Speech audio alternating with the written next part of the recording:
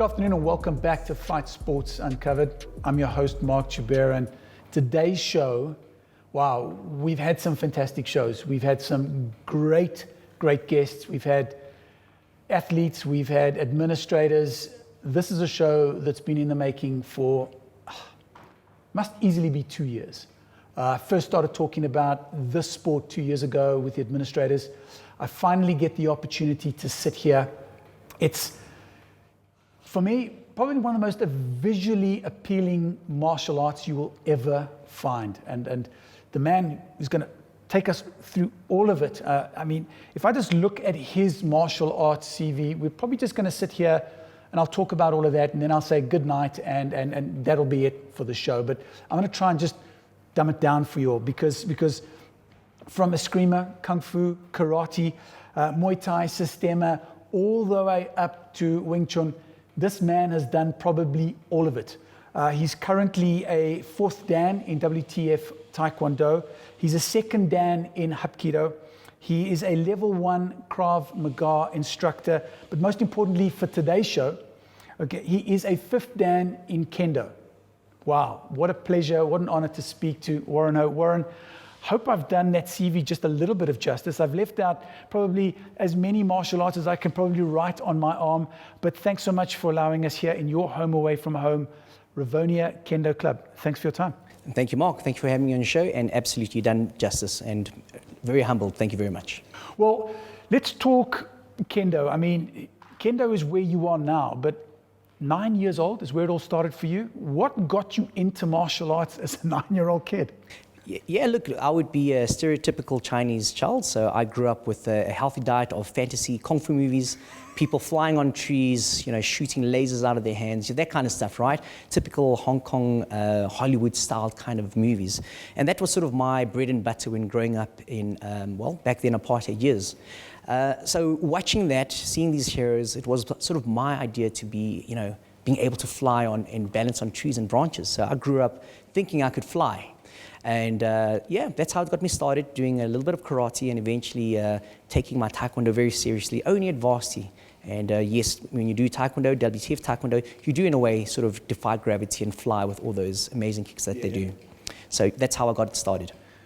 If we look at where you are now, I mean, Kendo is a sport. I mean, I was looking at while I was researching this, there's not much you can find about Kendo as a sport here in South Africa. Yes, the sport, the art of Kendo, or should we call it the way of the sword, which is what Kendo literally means, that literally goes back more than 1,000 years. It's essentially the quintessential samurai sparring, is it not? Because if you were to spar with the katana sword and you got it right and your opponent got it wrong, you would run out of opponents, right? Absolutely, absolutely. And that's sort of why Kendo was developed, is that, yes, it did sort of come from the battlefields of the samurai, but the thinking was during the peaceful times, they couldn't spar anymore. The idea is, well, if they sparred with real katanas, they would kill each other.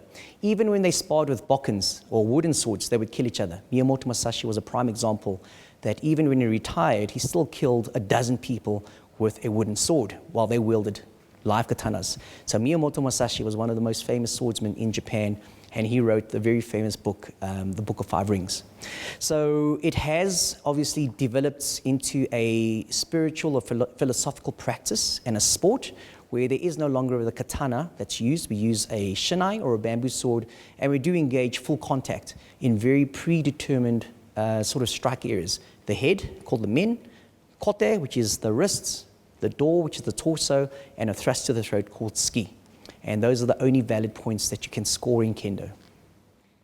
Here at your home away from home, we're talking about Rivonia Kendo Club, just north of Johannesburg. You don't only teach Kendo, you've also got the practices of Iaido and Jodo, which you're not quite an instructor in them, but it's just a working group of getting to understand. And both of those, if you can explain a little bit more about both of those, are almost very complementary towards what Kendo looks to teach. Absolutely. So Iaido and Jodo, as well as Kendo, fall in the umbrella that's governed by the International Kendo Federation. So those three branches, Kendo, Iaido, and Jodo, form what essentially is the International Kendo Federation's martial arts library. In South Africa, we traditionally only have practiced kendo, but recently we started doing iaido and jodo specifically at my dojo here in Rivonia Kendo Club. And we did it actually during the lockdown, the initial lockdown in 2020. We couldn't train anywhere, the dojos were closed, but iaido, because it uses a steel blade, which can be quite dangerous, is geared towards being a solo martial art. We managed to find an instructor that was willing to teach us sort of iaido, the way of drawing and sheathing a sword, and instruct us in the way of using sort of everything that kendo isn't. So let me explain that a little bit. Think of a coin, all right, or the yin and yang. Kendo may be the yang, the loud, very boisterous one, whereas iaido can be the yin, which is very silent, very meditative, and it complements the kendo very nicely. Someone explained it very nicely that iaido is the drawing and the sheathing of the sword. Kendo is everything in between, the fighting. So it does complement itself very well in terms that it gives you a full array, a full understanding of how the samurai actually wielded their sword on a battlefield, from drawing the sword, fighting with it, and at the end, shaking the blood off and sheathing the sword gracefully so that, you know, they could pay homage not only to the battle, but to the opponents that they'd fallen as well. And where does the jodo fit in to complement the other two? So jodo, surprisingly, was designed to counter the katana. So jodo is a very much a self-defense martial art which was used to sort of take down someone wielding a sword, to a point where even now in modern day Japan, jodo is taught to the police, and they use it in a much more offensive, in a much more defensive way to subdue as opposed to killing an opponent. So jodo is a much more self-defense orientated martial art, using a short staff to sort of subdue an opponent with a sword. So, I mean, if we look back, kendo is more than 1,000 years old as a martial arts form. Fast forward just a couple of years, 1985, kendo arrives here in South Africa. A whole bunch of stuff happens. Kendo starts developing. You get involved with kendo. There's the usual politics in sport. We have the development of the South African Kendo Federation. Then there's, like I said, politics in sport. That splits up. Is it the kind of thing that we're seeing often in a lot of martial arts, where we've got these differing views of how martial arts need to be practiced? Is that something that is now sort of coming to an end? So kendo is an unusual case. Obviously, coming from a taekwondo experience, I understand the various branches of kendo. You have ITF, WTF, ATF. There's so many different taekwondos out there, different organizations run by different different factions, I suppose. Whereas kendo, there is predominantly only one kendo in the world. There are little fractions, but they're sort of insignificant. The one kendo federation is the FIK, the International Kendo Federation, and each country has their own sort of affiliated branch of the FIK. Kendo in South Africa had undergone some politics, that we did have two factions that sort of split, and the one was eventually recognized as the official FIK affiliated organization. And that's the South African Kendo Federation? That is the South African Kendo Federation. And I must make mention, of course, that it was conceived or run for a long time by Buster Sefo Sensei, who's our highest ranking kendoka here in South Africa, seventh Dan Renshi. And that's worthy to note, because as far away as we are in South Africa, we can still obtain a 7th Dan in the likes of Buster Sensei. And he did a lot for the growth of kendo in the 30 plus years that he practiced and was an administrator in the SAKF. So we have the foundation of kendo. We have sort of like an administrative body being created to start building and growing the sport here in South Africa. 2015, you've been part of the sport for a while. 2015 through to 2018, you become president of the South African Kendo Federation. What was it like then, growing a sport that, quite honestly, you and I have spoken about this before. Unless you are involved in the sport, unless you know somebody who is involved in the sport, or know somebody who knows somebody who's involved in the sport, you don't know about kendo.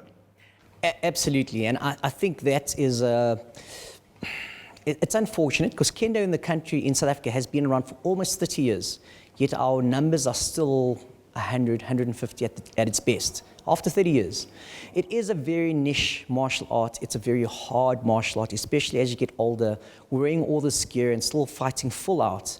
It's hard. And that's, I think for a lot of people, they don't foresee just how difficult Kendo can become.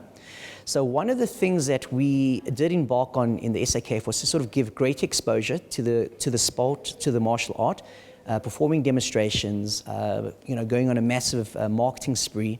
Just to correct you there as well, as much as I was 4 years as a president, I was an EXCO member for at least a decade. So I had done, treasurer, technical, vice president, and then president. And I sort of saw the growth of Kendo and the politics, as you mentioned, which wasn't rife, like, in some of the other organizations, which is very politically, a political landmine. Kendo doesn't have much of it, but it does have. I think with any martial art that has people involved will be politics. But those were relatively all done very admirably, all with the intention to grow Kendo in the country. And I think where we are now is that we are taking steps forward to continue growing it through our efforts as a federation, as well as through dojo efforts, as in my dojo, growing the sport and the martial art as well. Okay, then all that said, what's the state of Kendo in South Africa now? I mean, we've just come out of a global pandemic. If we can say we've come out of it, I don't think we can, but we're in the midst of this global pandemic. How would you summarize Kendo right now in South Africa? In South Africa, I would say I'm one of the few dojos that are still training during lockdown 1. We started training as early as June last year and continued training after the hard lockdown was lifted.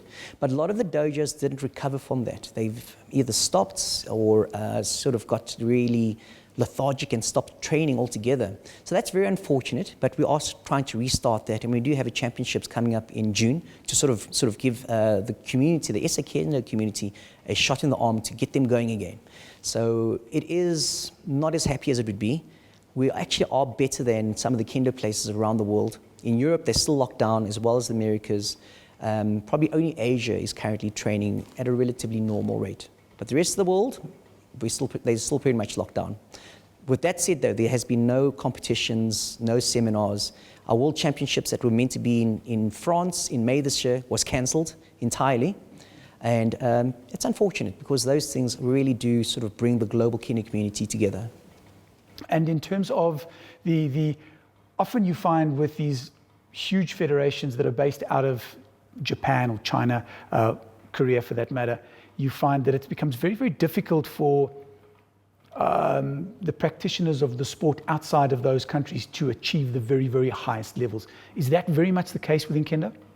Well, yes and no. I say yes, because we are so far out, we do have limited instruction from high-level senseis, as well as high-level opportunities to train with high-level people. And Kendo is all about the training. The more you train, the better you'll become at it, especially if you train with high-level people. But at the same time, no. If I look at the likes of Buster Sensei, who, as I said, he started Kendo 30 years ago, or 30 years plus, but still managed to achieve a 7th Dan. That on its own is a testament not only to his achievement, but what can be done even as remote as we are in South Africa. Oh, and by the way, a 7th Dan in South Africa is the equivalent of a 7th Dan in Japan. So there is no difference in ranking as such. Well, there you have it. The start of the uncovering of this fantastic sport of Kendo. We're going to take a quick break. When we come back, we're going to get into a little bit more detail about the sport. How do you compete? What do you wear? What is it all called? We'll be back right after this. Learn the importance of prayer and how to activate your human spirit to hear and receive from God. See, praying in the Spirit or praying with the Spirit is more important. Our spiritual life depends so much on our communication with the Lord. Discover how to translate religion into effective Christianity as Pastor Chris teaches on the importance of prayer. Learn how to unleash the greatness within you as you meditate on God's Word. This message, The Importance of Prayer, is available on Pastor Chris' digital library app on Google Play Store. Also available on audio CD and MP3. Get your copies today. God bless you.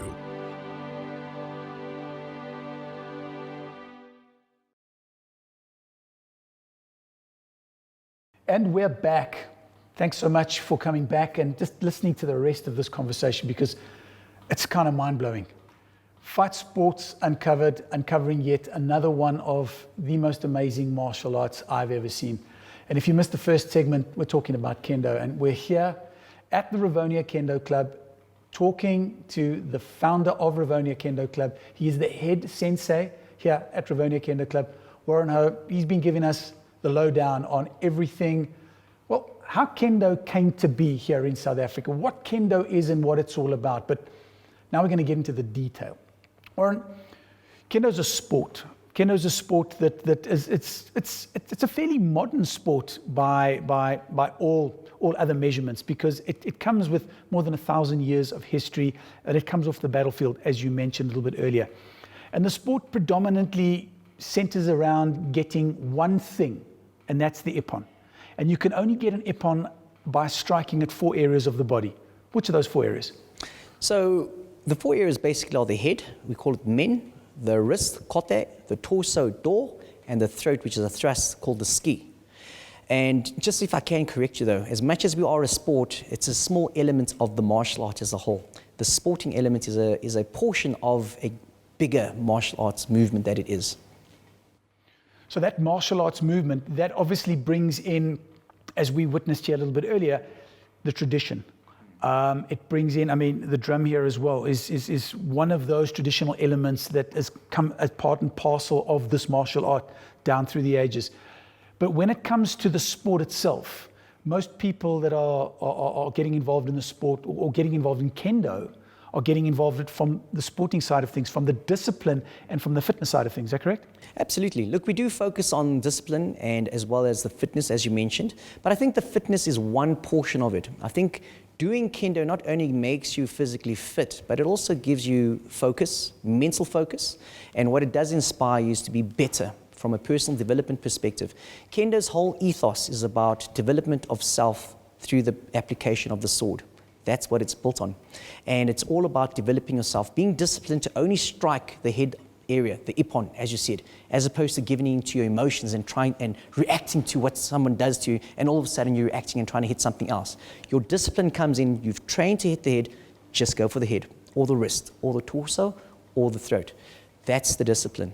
The rest of it is actually just practice to get to do that. And you spend your entire Kendo career perfecting those 4 cuts, 3 cuts and one thrusts. So let's look at, you talk about those cuts, you talk about the thrust.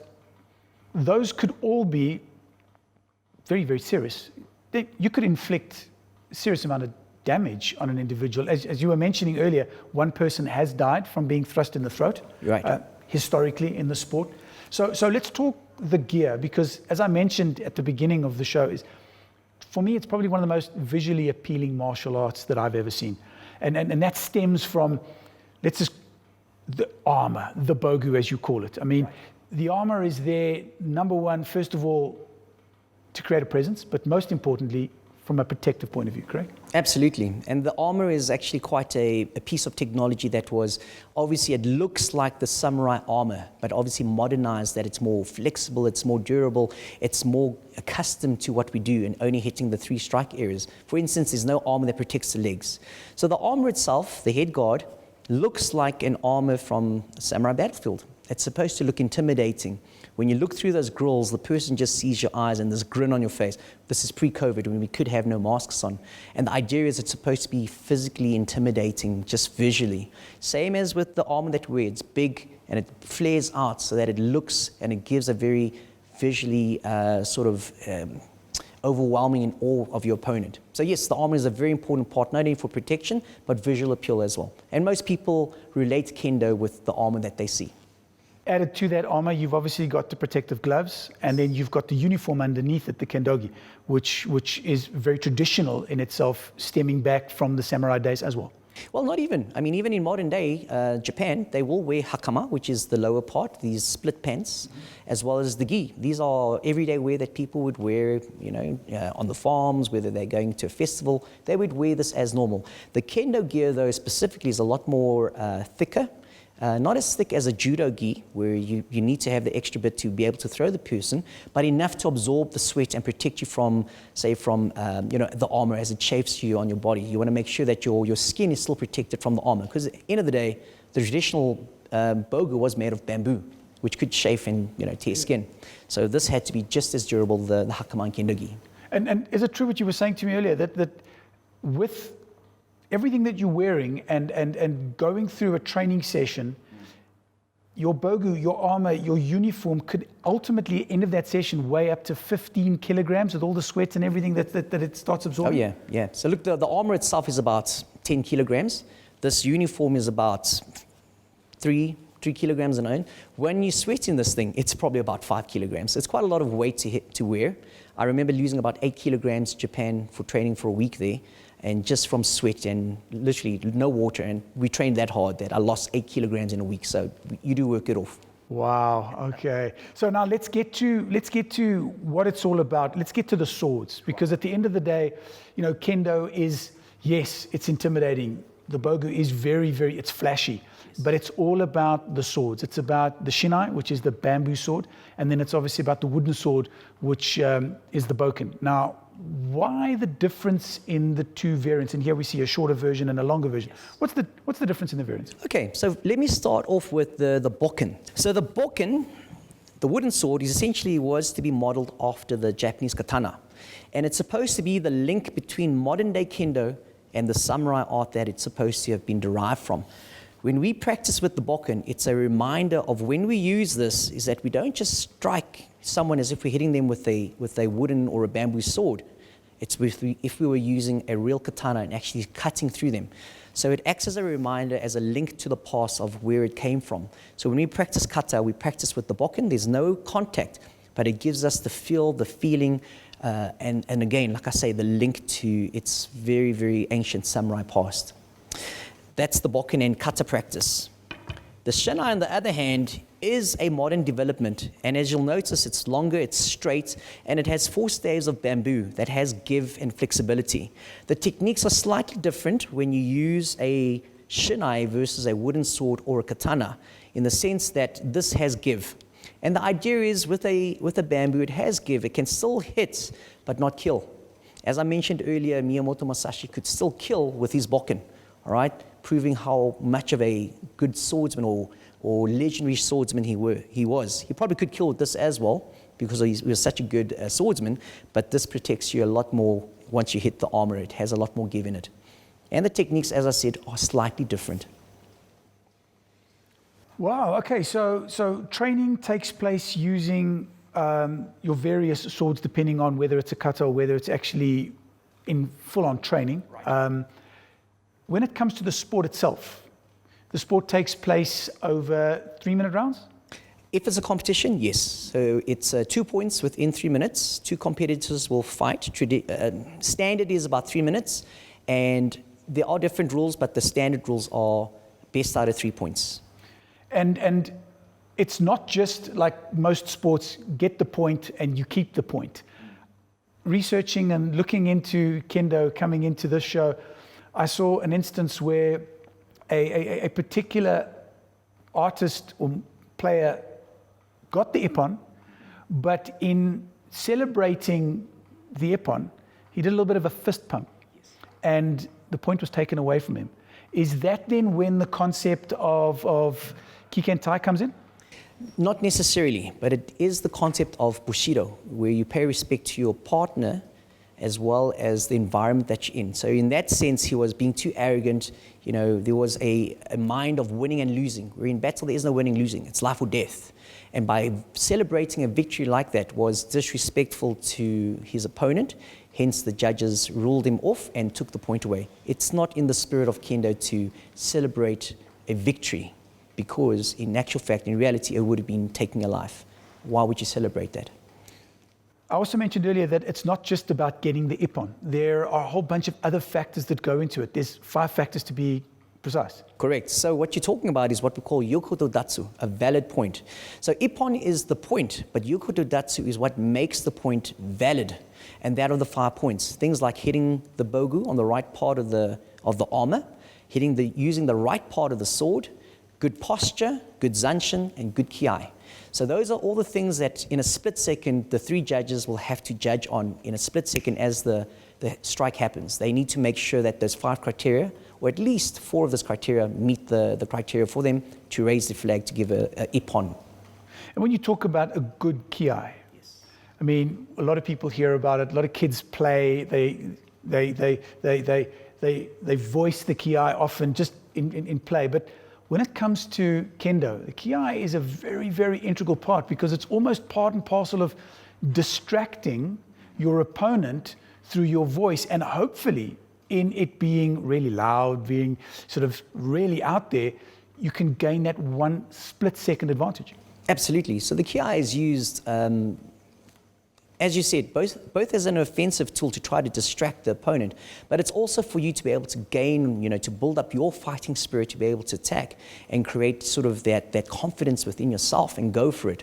So the ki can be used very dynamically in that sense, is that it's used as an internal tool for yourself to build confidence, as well as externally as you're attacking your opponent and putting not only body and mind, but your spirit into the cut as well. You've mentioned the word cut quite a lot in the last short while. The concept behind kendo is not to stab, so to speak. It's actually to make a cut. Can you explain that in a little bit more detail? Yeah, look, I think kendo, most people when they see it, they think that you're hitting someone with a bamboo stick, all right? But as a kendo practitioner, you need to think as if you're cutting someone with a katana. And we were taught very early on that we treat, even though it's a bamboo sword, treat the shinai as if it was a real live blade. And with a live blade, you cut as opposed to hit. That changes the dynamics of the way the blade works, slicing, cutting, versus trying to hit someone, which is more like a hammer, and you're trying to hammer it in. All right, that changes the way that you think about and you practice your kendo, is that you always think, it's a sword, I am cutting the person. My word, so much to take in.